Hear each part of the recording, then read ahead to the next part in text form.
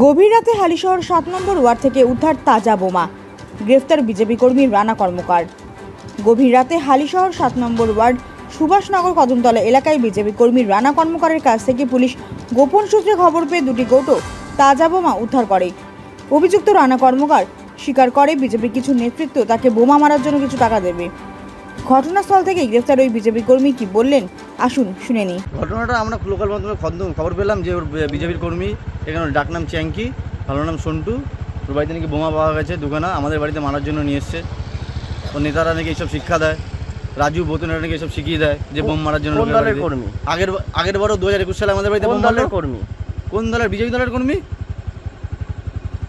ওকে দিয়েছিল? হ্যাঁ, ওকে দিয়েছিল। ওর নাম হচ্ছে সন্টু, ডাকনাম চ্যাঙ্কি। কতটা আতঙ্কিত? মানে আগের বার আমাদের ঘরে মারলো, এবারও মারলো। আমরা কি বুঝতে পারছি না। আপনি কি প্রতিবেশী? হ্যাঁ, আমরা প্রতিবেশী। আপনার নাম? আমার নাম সুজয় মালো। কি হয়েছে কি, আমি ছিলাম বাড়ির বাইরে, কাজে ছিলাম। কাজ থেকে আমি কাজের মধ্যে ছিলাম, আমাকে ফোন করেছে। ঠিক আছে, কে ফোন করেছে?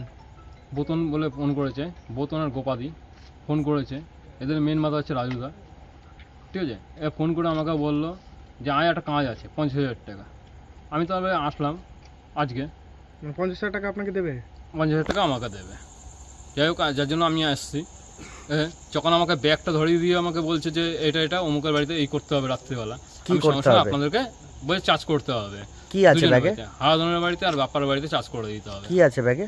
ব্যাগে কি আছে আমি নিজেও জানি না, খালি বলেছে চার্জ করে দিবে। ব্যাগ থেকে যা আছে সেটা নিয়ে চার্জ করে দিবি রাত্রিবেলা। কে বলেছে আপনাকে? কোন দলের সাথে থাকে? এরা বিজেপি। কোথায় থাকে জানেন? নমন ক্লাব থেকে পার করে গেলেই হচ্ছে বোতনের বাড়ি। হালিশহরের বাসিন্দা? হালিশহরের বাসিন্দা। এই আমাদের সামনেই হেলথ সেন্টারের সামনে হচ্ছে গোপার বাড়ি। আপনার নাম?